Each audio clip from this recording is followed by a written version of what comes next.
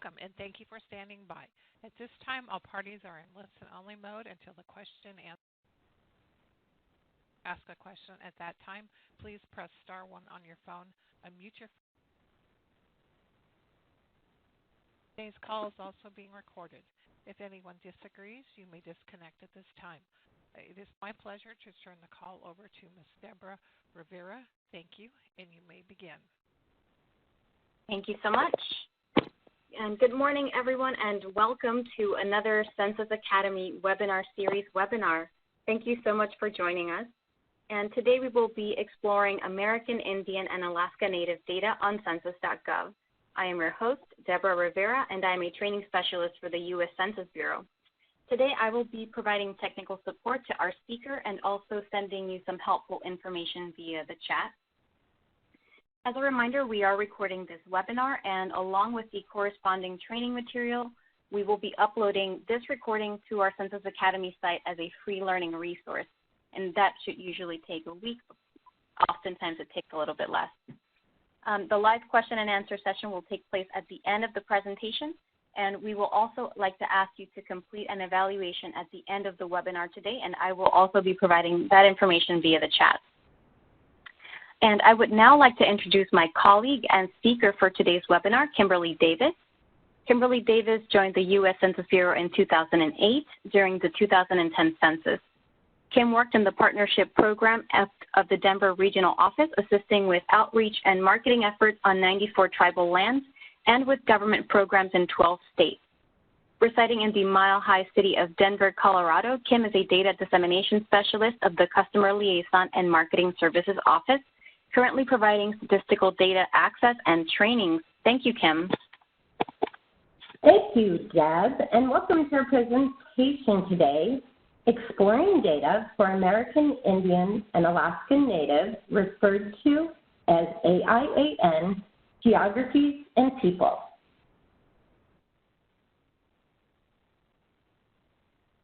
Today's objective will be for participants to better understand the difference between tribal geographies and American Indian and Alaska Native populations.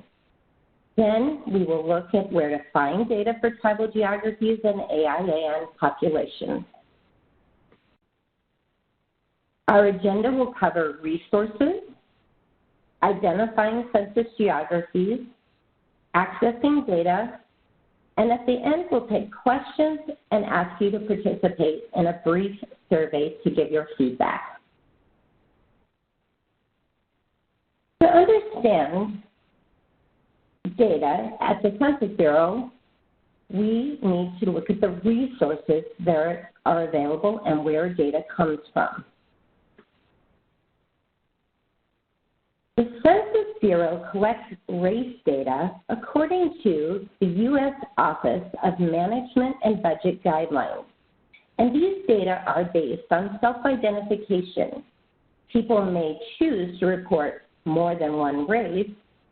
People of any race may be of any ethnic origin.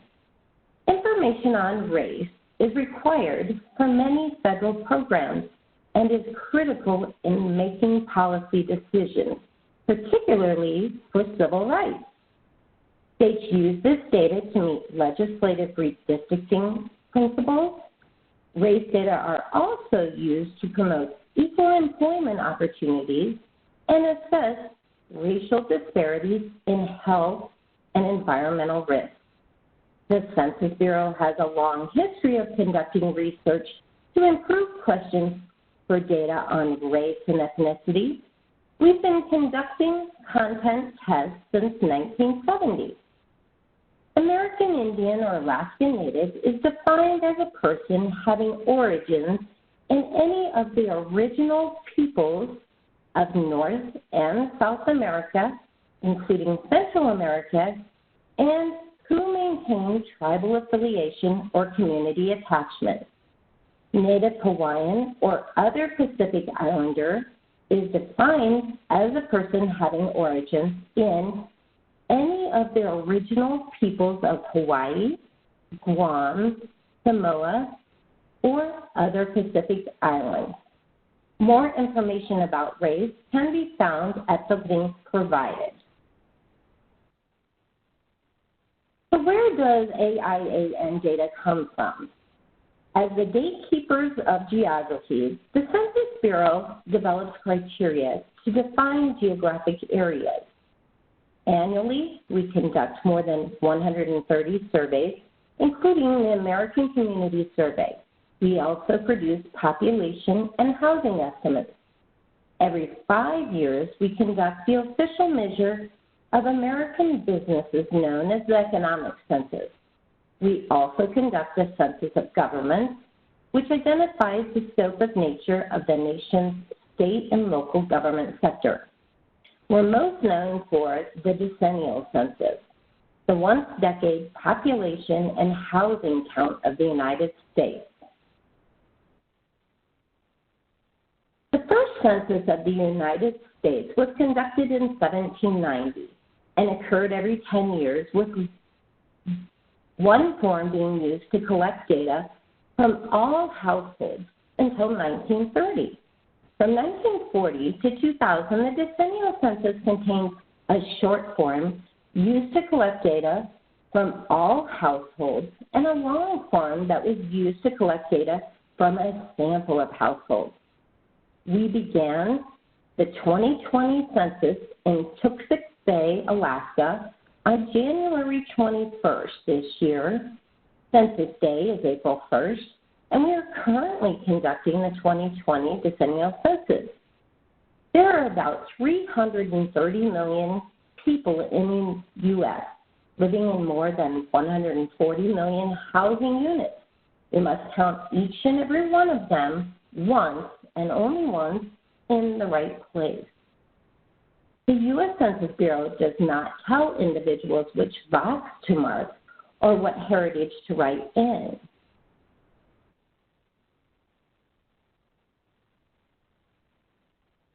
During the decennial count, we track how well the population is responding. Using a map that shares response rates by state, county, city, congressional district, tract, tribal areas, and tribal tracts. I encourage you to test this out and see the progress for your area. This slide shows an example on April 2nd of the Nez Perce Reservation has had over 30% self-response. And looking more closely at the tribal tracts within Nez Perce, showing tribal tract number 5 is even higher at a response rate of 34%. For more details, please refer to the link included. The Census Bureau conducts surveys in addition to the economic census that is conducted every 5 years. Monthly, quarterly, are small sample surveys that provide the most timely data. Annual surveys have larger samples and provide the most up-to-date trend data. This combination of resources provides information by North American classification systems and North American product classification systems on business owners, characteristics, business counts, workforce dynamics, expenses and expenditures, inventories, sales, receipts, shipments, or production, and small business. The Population Estimates Program, known as PEP, are the official population counts produced annually. Population estimates are available for the geographies listed and are released on a flow basis throughout the year, beginning with the national and state total estimates released in December and ending with the release of population estimates for the nation, states, and counties by the demographic characteristics during the following summer. I mentioned before we conduct numerous surveys. The largest survey is the American Community Survey, referred to as ACS. It provides ongoing data for AIAN people and tribal areas. the census long-form approach worked well, but the data became less current as the decades progressed, each decennial census.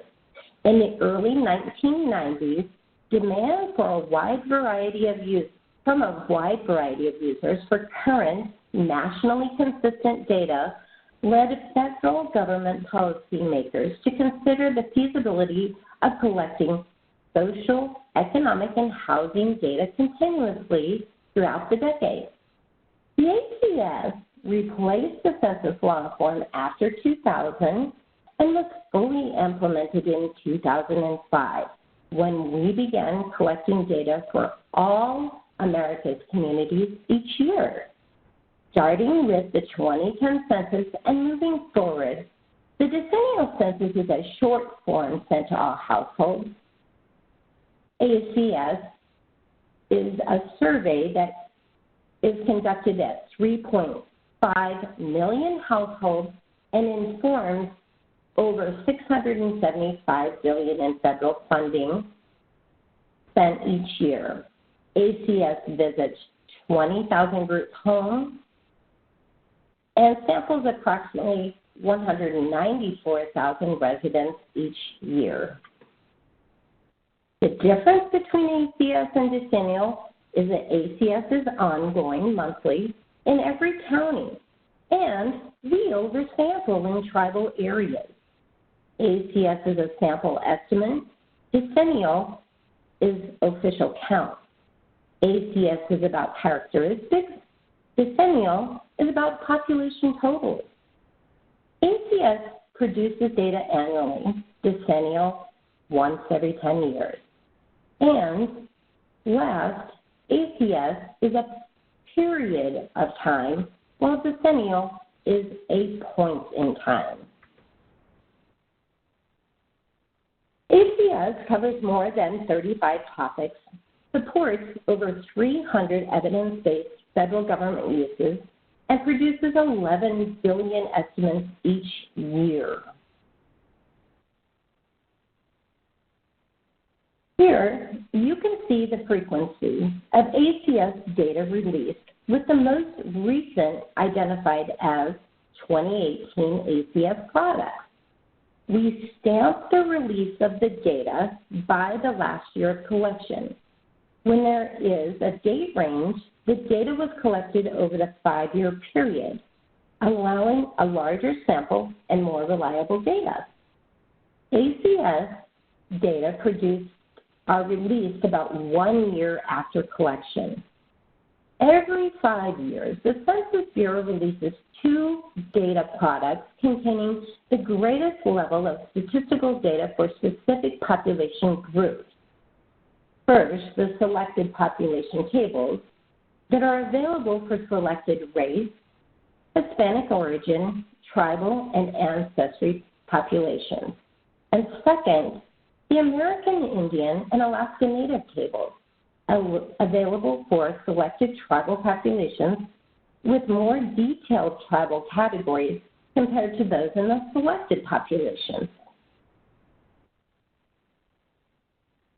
The ACS provides data for more geographies on an annual basis than any other household survey, with a total of over 800,000 geographic areas. The American Community Survey website provides a lot of information about the survey, data products, tools for data users, other helpful resources, such as why we ask each question. To find out more about the ACS, I've included steps for accessing the site and the link for the ACS website. Identifying census geographies. Geography provides meaning and context to statistical data, working with partners to collect geographic data about their boundaries, including annexations. We ensure we have the most up-to-date geography and addresses for data. The Census Bureau has 2 main programs designated to collect and maintain geographic information on tribal areas: the Boundary Annexation Survey, known as BAS, and the Tribal Statistical Areas Program, known as TSAP. This is a standard hierarchy chart for the census geographies. The hierarchy provides a way to see how the different geographic entities of the Census Bureau relate to one another. In other words, it shows how different geographic areas may or may not be related. It depicts relationships with a line and shows where the relationships do not exist by displaying entities on different line tracks. Everything in the center from the nation down to the census blocks are only changed every 10 years. It establishes the redistricting framework. Geographies to the left and to the right nest within the color-coded areas and may have changes made annually. This image shows how the nesting of census geographies works. On the left is a map highlighting Lake County, Montana.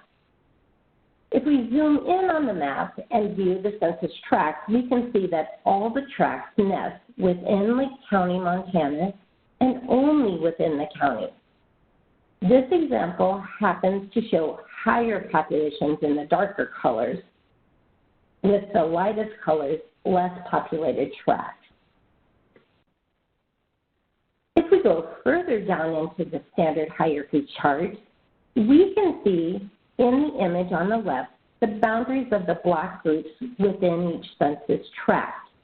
Then, within each block group, we can see the very lowest level of geography block in the image on the right. Again, both images depicting higher populations in darker colors. Tribal geographies. The Census Bureau identifies geographies specific to tribal areas. I will just talk to you about the most common questions I receive in tribal geographies. The first, federally recognized areas, American Indian reservations and off-reservation trust lands, referred to as federal AIRS, A-I-R-S. Areas that have been set aside by the United States for the use of tribes, the exterior boundaries of which are more particularly defined in the final tribal treaties, agreements, executive orders, federal statutes, secretarial orders, or judicial determinations.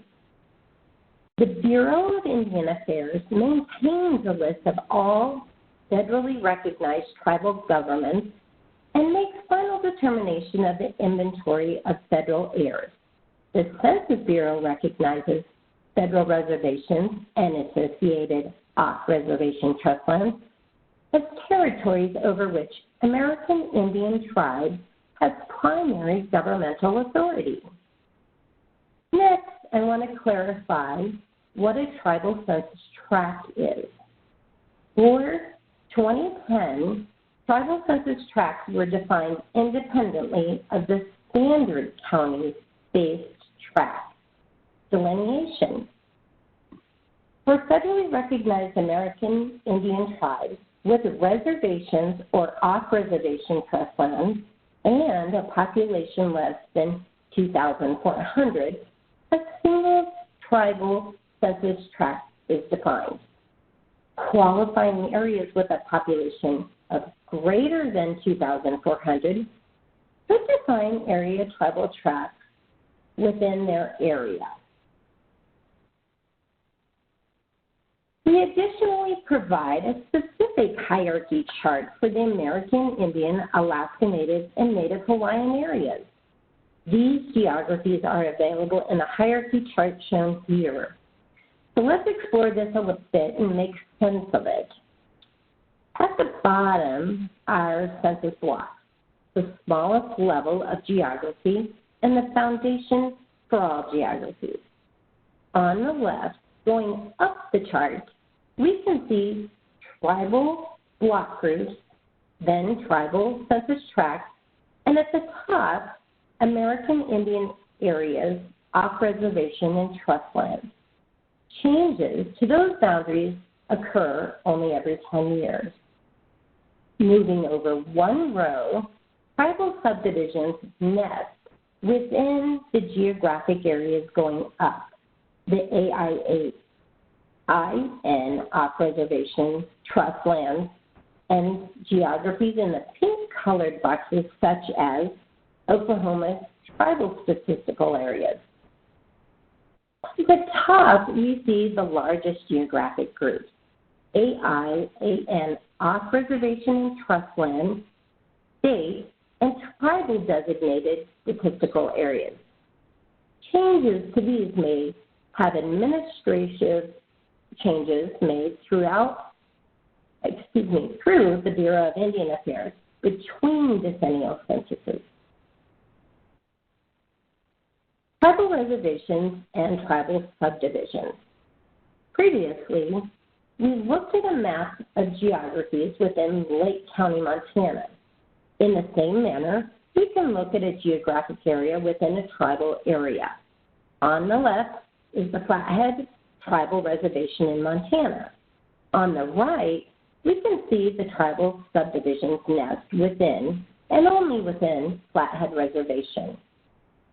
Tribal subdivisions are described as additions, administrative areas, chapters, communities, counties, districts or segments, and are legal administrative subdivisions of federally recognized American Indian reservations and off-reservation lands, or are statistical subdivisions of Oklahoma statistical areas known as OTSAs. These entities are internal units of self-government or administered by that serves social, cultural, and economic purpose for the American Indians on the reservations, off-reservation trust lands, or OTSAs. The Census Bureau obtains the boundaries and name information from the tribal subdivision from tribal governments. Tribal census tracts versus a standard tract. Here we are looking at the same area in Montana on a map. These are showing the more populated areas in darker colors in both maps. However, on the left we see the data published in tribal census tracts neatly nested within Flathead Reservation. On the right, we see the same data published within census tracts of the 4 counties of Missoula, Lake, Sanders, and Flathead, which Flathead Reservation lies. Notice the boundaries are not the same, even though both are tracts. Tribal census tracts and tribal block groups. I discussed already tribal block groups nest within a tribal census tract. To better identify and differentiate tribal block groups from county-based block groups, tribal block groups use the letter range A through K, except the letter I, which could be confused with the number 1, to identify the code, the tribal block. Comparing geographies within tribal areas. Both of these maps show geographic boundaries that the Census Bureau provides data for staying within a tribal area. On the left is the area is divided by tribal census tracts, and on the right by tribal subdivisions. Notice again the difference in boundaries. In recap, we have seen how the Census Bureau can provide data for both self-identified populations and geographic boundaries. Populations may identify as one race or in combination and with or without ethnicity. Tribal areas can be either legal or statistical American Indian, Alaska Native, and Native Hawaiian areas. Now let's look at where to access these data. My Tribal Area is a data access tool developed specifically for access of the most recent 5-year ACS data, including topics about people, jobs, housing, economy, and education. I want to point out in the lower right corner of My Tribal Area is a glossary offering the definitions of the previously listed tribal areas.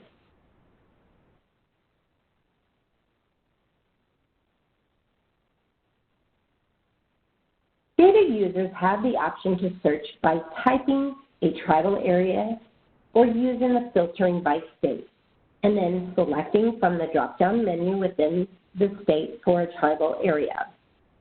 Using the steps by state search, providing all tribal areas that are within a or partially within a state. Like this example of Lake Traverse Reservation. It lies within both North Dakota and South Dakota, which is identified in the display on the map. On the right side are the 5 topic categories. Users can click on the icons from each category to view details about the topics listed. Below the table is the option for users to remove or add the margin of error, and download and share feature is available. Another product tool that's helpful is the narrative profile. It's a short analytics report derived from the ACS 5-year estimates. Each narrative profile covers 15 different topic areas and provides text and bar charts to display highlights of selected social, economic, housing, and demographic estimates for a selected geographic area. These are a wonderful resource for data users such as grant writers because they get a concise understanding of each topic in the written narrative and a graph for a variety of geographies, including American Indian and Alaskan Native areas and Hawaiian homelands.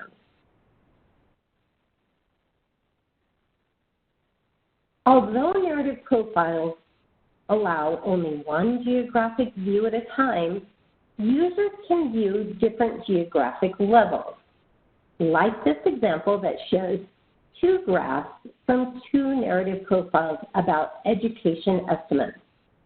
The left side is, the left side is an example from Belcourt census-designated place in North Dakota. This is located on Turtle Mountain Reservation. The second shows Turtle Mountain Reservation and Trust Lands of Montana, North Dakota, and South Dakota. On the second line, we can see about a 4% difference of high school diploma or equivalency between the 2 profiles. Then we see a significant change in associate's degrees, comparing the 11.8% in Belcourt to the reservation at 17.2%, and bachelor's degree at 22% in Belcourt compared to the 14% on the reservation level.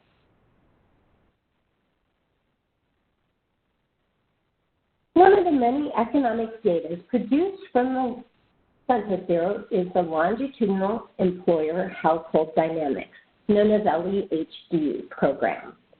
LEHD produces new, cost-effective, public use information combining federal, state, and Census Bureau data on employers and employees under the LEHD partnership.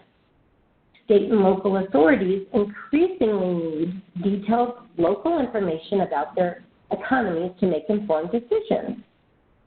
One product of the LEHD is the Quarterly Workforce Indicators, or QWIs, providing analytics through charts, maps, and interactive tables Users can compare, rank, and aggregate QWIs across time, geography, by firm, or worker characteristics on the fly. In this view, we can see a few statistics of beginning quarterly employment accounts by workers' race for counties in Idaho from 2018 quarter 1 to 2019 quarter 2. On the right, the interactive map view displays workers and residents distribution on the map tool. Maps and charts where workers are employed and where they live, with companion reports on worker characteristics and optional filtering by age, earning, industry group. On the map shows workers in Idaho with a view by race showing 2.3% of workers are AIAN population.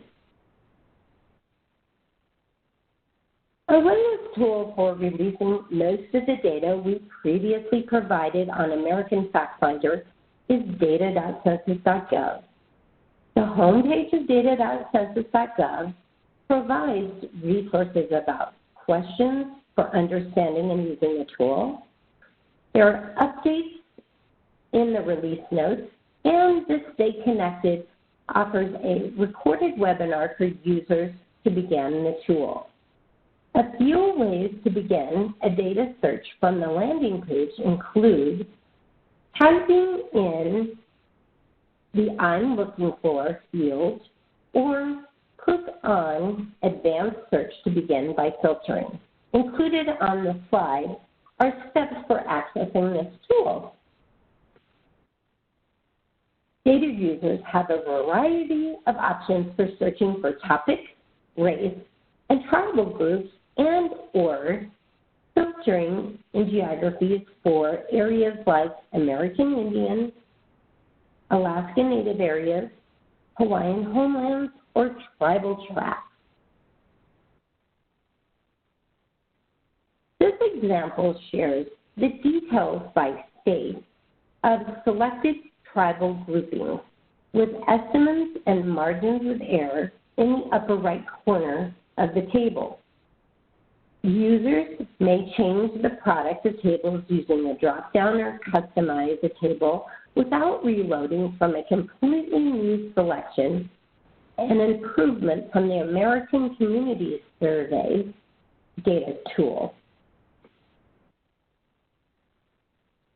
Data can easily be mapped, and toggling can be done on the same view between maps and pages.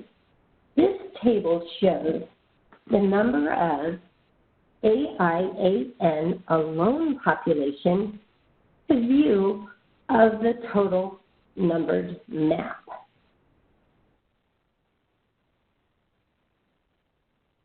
This tool is home to the data published Survey of Business Owners, the latest version 2012, and the Annual Survey of Entrepreneurs, the latest version 2016. Survey of Business Owners, known as SBO, is published down to the place, while Annual Survey of Entrepreneurs, ASE, is at the state and produces AIAN-owned business data. Both of these programs will be replaced by the new Annual Business Survey, which is scheduled for release in May. None of our business data are published specifically for tribal areas. And while that's a bummer, in reality, it's not as bad as users initially think, because the customers, suppliers, and competitors of businesses on AIAN land are not just located on those lands, but on the land around these areas.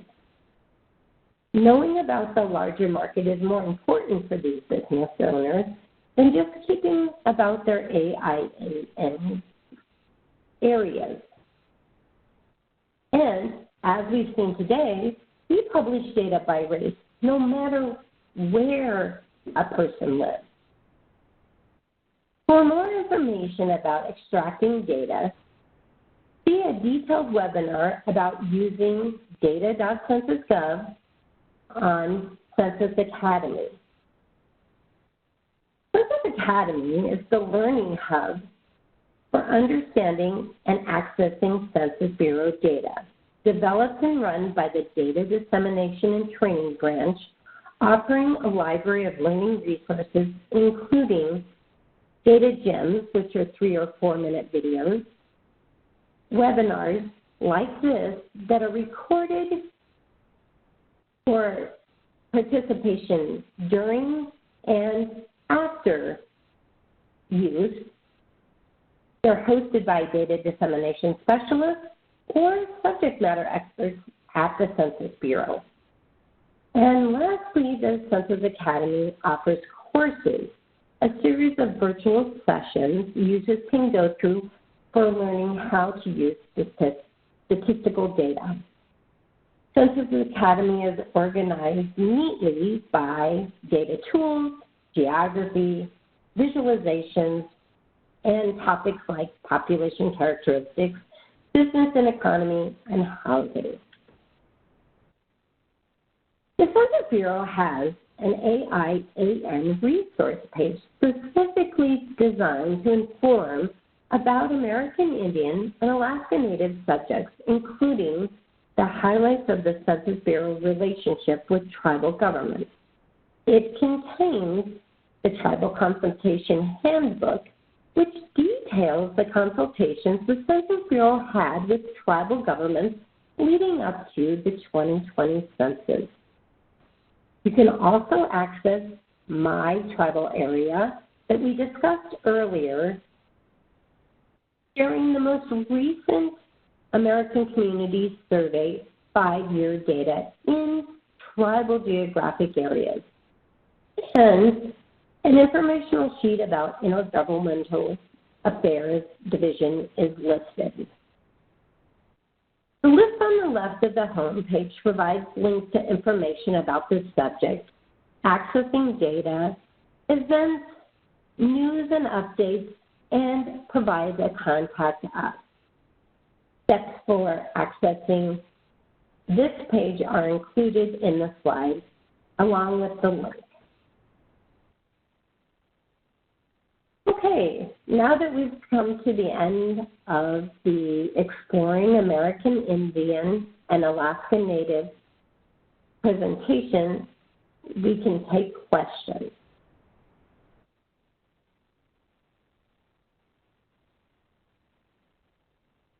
Operator?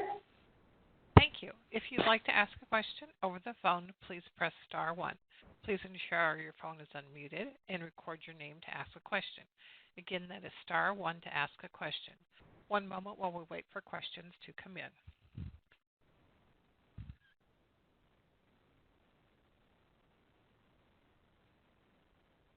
Okay, and this is Deb Rivera. I'm so sorry. Just before we take the first question, I want to just very quickly say that we will be having another webinar happening next Wednesday, and that is going to be about the Puerto Rico Community Survey.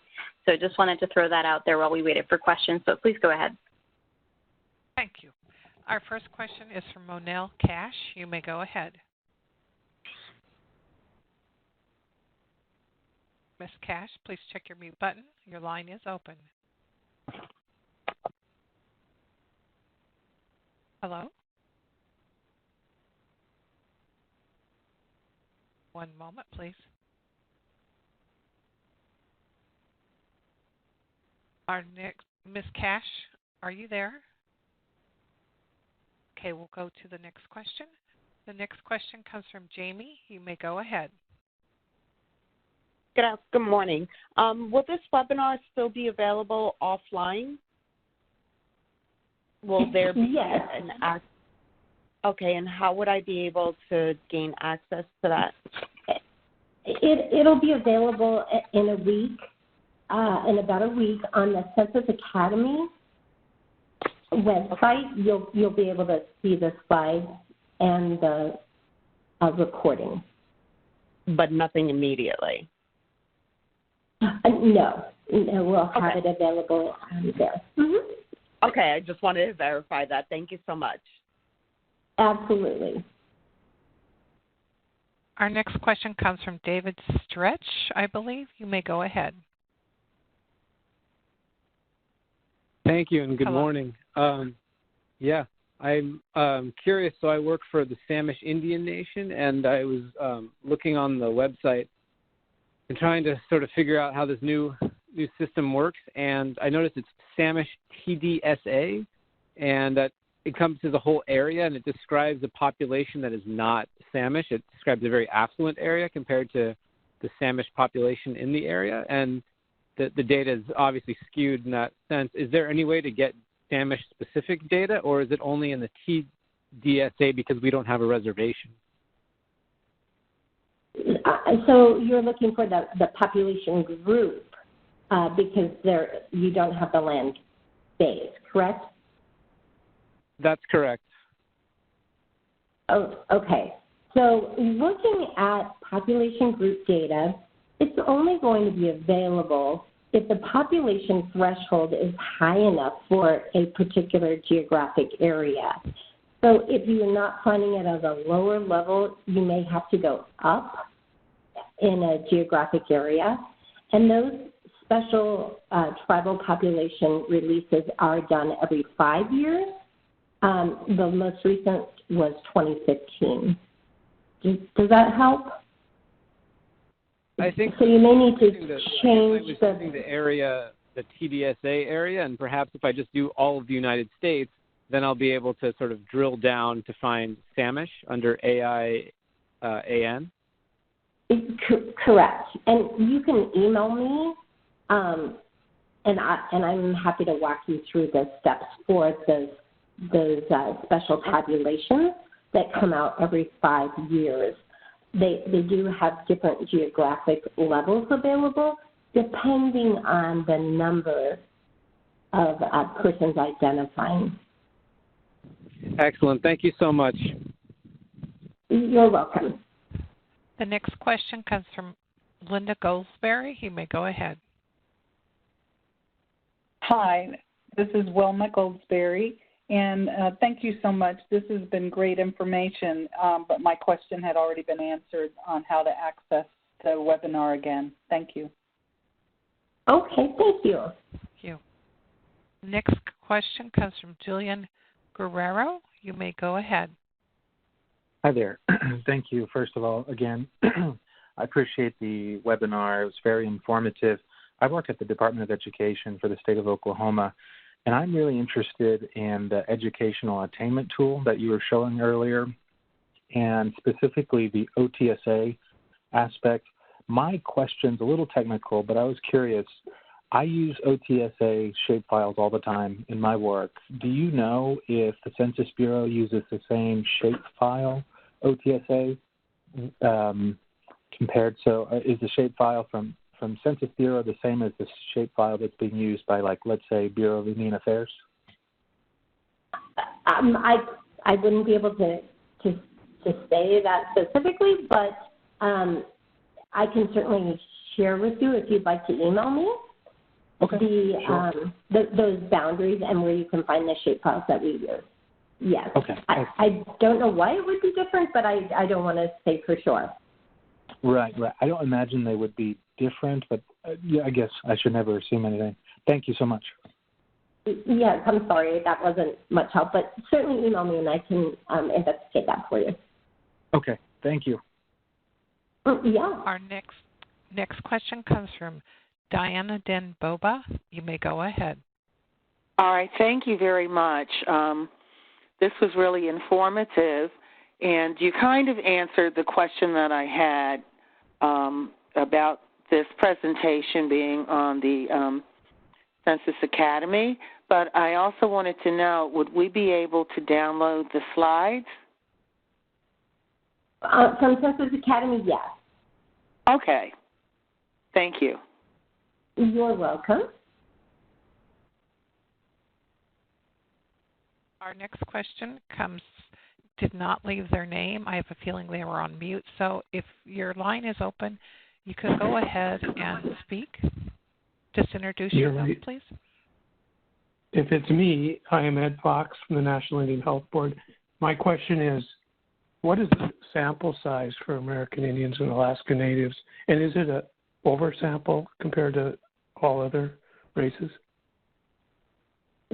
On the tribal areas, we do an oversample for the ACS.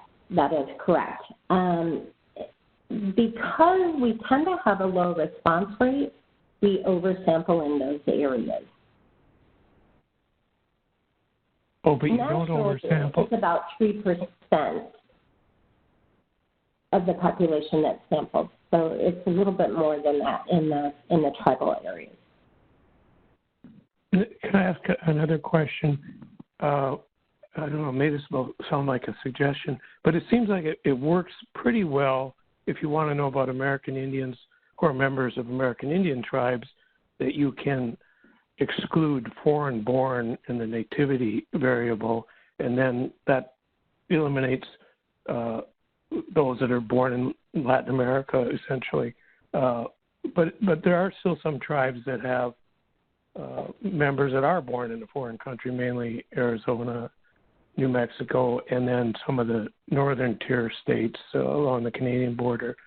Is there any way to get at an estimate of how many American Indians who are members or eligible for services from American Indian tribes that were born in a foreign country without eliminating all of them by selecting no foreign born in that variable? Okay. That's a good question. We actually, those are two different topics that we have here. So the tribal enrollment and those that are members, we don't utilize that, and that's not something that we have access to. That's a Bureau of Indian Affairs program.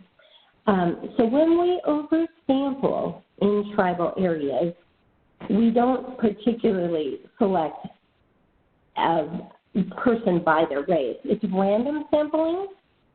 And so it's for anyone in those areas. When we do the ACS sample, it's done in every county monthly, and then we oversample also in those counties on tribal areas. So anybody could get that survey. The beautiful thing about the data with the Census Bureau is you can live anywhere and still be identified by your race. You don't have to just be within the reservation. We produce data within the reservation by people, how they identified their race. Does that answer your question? Does that help? Yeah, but you did mention tribal members. It is interesting how often, almost more often than not, that for healthcare we're not that interested in who's a tribal member. We're more interested in who is an American Indian Alaska Native that lives on or near a reservation and has access to IHS, because you don't have to be a tribal member to have access to IHS. Yeah. So it would be good to see more results for American Indian alone and in combination, and not be so restrictive to American Indian alone. So many tribes will look at the tribal profiles or the area tribal specific data and notice that the population is lower than they think it is, because they do include not just tribal members, but those that are descendants. So a suggestion would be to produce those same profiles with American Indian alone and in combination. But thanks, I've talked enough. Thanks. Okay, yep, and we do have data that you can break out for those areas by race and in a combination. Our next question comes from Ronald Evans. You may go ahead. You know what? I have my question answered. Thank you. And also, you said it's okay if we wanted to reach out to you as well? Yes, please feel free to email me or the census.gov data. Either one, we can answer your questions. Thank you. Thank you. You're welcome. Our next question comes from Frank Gallo. You may go ahead. Yeah, I have two questions. One is I've never been able to attain data on educational attainment for AIN population by age, for example, so you could restrict it to 25 to the 64-year-old population. Is it possible to obtain that? I believe it is. I can look at that and make sure. Sometimes we can't publish data if there's too many cross-tabulations and it identifies a person, but we can certainly look at the educational attainment. They usually classify those for 24 and under and so forth with the level of education. Well, it's possible to get 25 and older, but of course that includes a lot of retired people. So if one wants to look at the document, that's an important thing. Yeah. Second question is, I have never been able to obtain data on the proportion of Hispanics for the AIN population alone or in combination. It is available for AIAN alone. Is it possible to obtain that? For race with for the AIAN race with the or without ethnicity, yes. I'm sorry, I didn't understand. Say that again. So the way that it is published, it'll show the race data, and then it'll show with Hispanic or Latino or Hispanic ethnicity, and then without Hispanic or Latino. It breaks down in the lower category. And so you'll see your race. That only seems to be published for AIAN alone, not for AIAN alone or in combination. I haven't seen that. With it in combination, I believe that you should be able to, but I can look at that as well if you want to email me to make sure that that's a possibility, because that would obviously increase the number if it's AIAN in combination with or without ethnicity. So it does change the number. Okay. Finally, can you tell me, it looks like there's only 3 years of data available on the new platform, whereas I think it went back to 2005 for the American Fact Finder. Is that old data going to be available on the new platform at some point? Well, for the new platform, like American Fact Finder, we will go back. So we'll go from the 2010 and then the 2020 decennial, and we'll do the two the decade information in between. We do have historic data. It's just not on the new platform. We won't put it on the new platform like American Fact Finder. It's so much data. We store it on the historic page for the Census Bureau, and you can find data by the decade and the resources for that.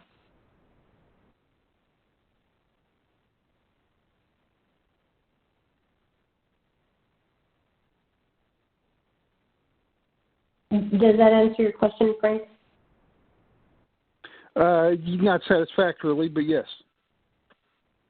Okay.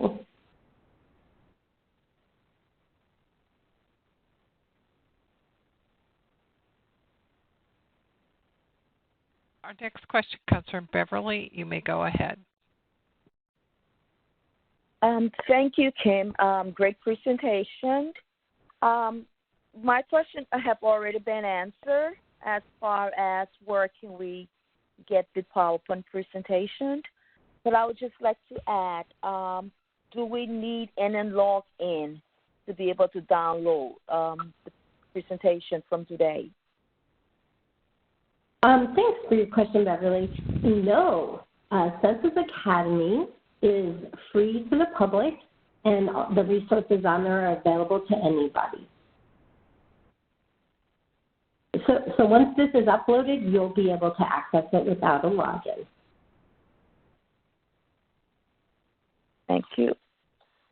You're welcome.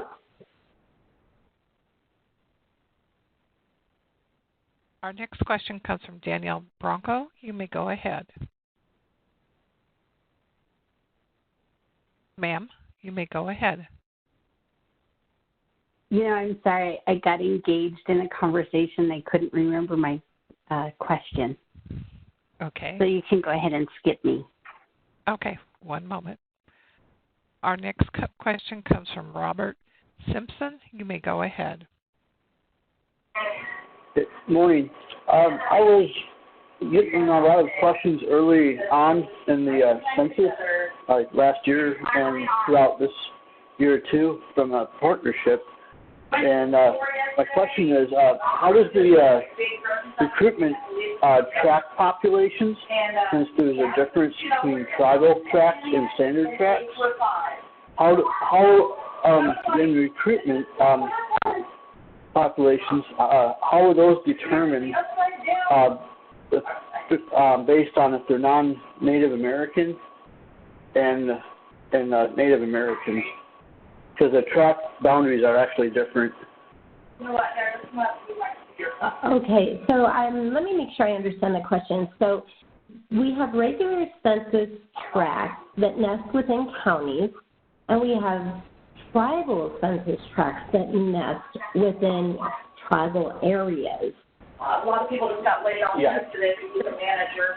Is your question that how are people of the population group at AIAN counted differently than those that are not within those areas?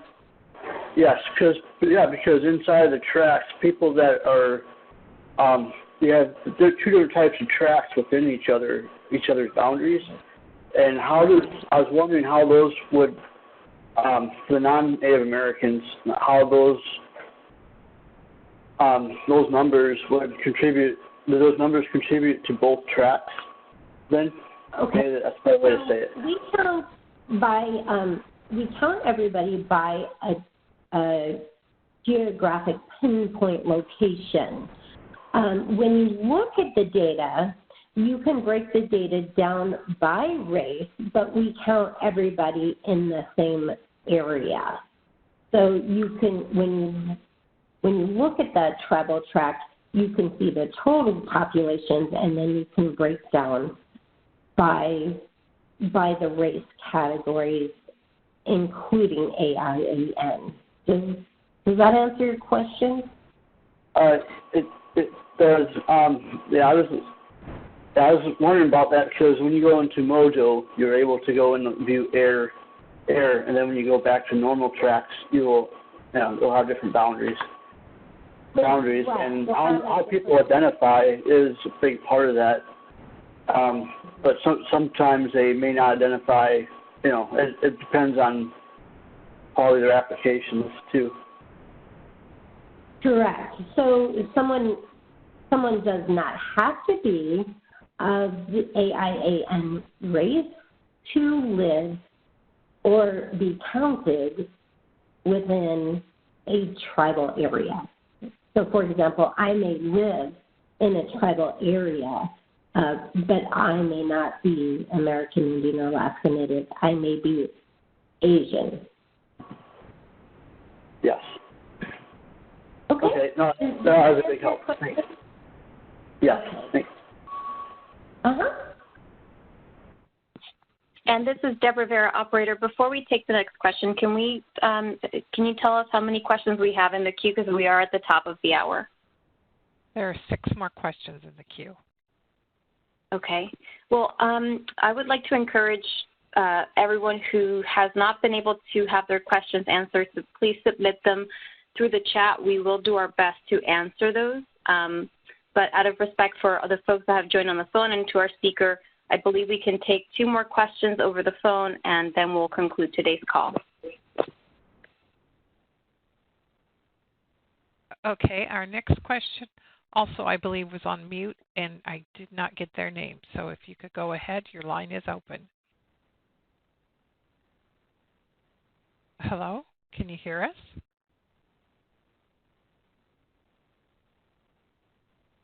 Okay, the next question comes from Christine McDonald, I believe was her last name. Oh, hi, this is Christine McDaniel. Yeah, thank you. Thank you so much for having this WebEx webinar, really helpful. A couple questions. One, the data on my tribal area. So did you guys do that just to do like a very nice graphical user interface for the data? Because you can get all of that data in flat file, you know, from the other larger data sets. And then 2, can you get the My Tribal data that in one big flat file? And I'll just leave it there. Thank you. Sure. So My Tribal area is selected topics from the American Community Survey's 5-year release for the specific tribal area. It is downloadable. However, more detail and more information can be found using data.census.gov. The idea of My Tribal Area is for a quick access for specific to the tribal areas on the most widely used data set, which is the ACS 5-year. Does that answer your question, Christine? Well, thank you. Yeah, but partly. But so all of the data that you pulled out of the ACS and put so nicely into My Tribal Area, and I can download it one tribe at a time. But can I take all of the data from My Tribal Area and download it all at once? No, I'm sorry. I understand your question now. No, you can do that in the files, the FTP files, the API, and you can access more than one geography at a time on data.census.gov. Okay. I'm sorry. I didn't quite understand your question. Yeah, thank you so much. I really appreciate that. Thank you. You're welcome. Category. Okay. So thank you so much, Kim. This was an incredible presentation. It had lots of information. I know I learned a lot, and I can speak for the audience. I know that they did as well. A big thank you to those who participated in today's webinar. We did have a great turnout today, so thank you all for joining. I'd like to encourage everybody to please take a moment to fill out the evaluation survey by following the link that is provided to you guys in the chat. Or upon closing your WebEx screen, you will see a pop-up, and that's going to be the evaluation survey. So please take a second and let us know what you thought about today's webinar, or perhaps some webinar topics that you'd like to see covered in the future. Also, look out for the recording and the PowerPoint of this presentation on Census Academy by visiting census.gov/academy. And that concludes today's presentation. Thank you all again. Stay safe. That concludes today's conference. Thank you all for participating. You may now disconnect. Speakers, please stand by.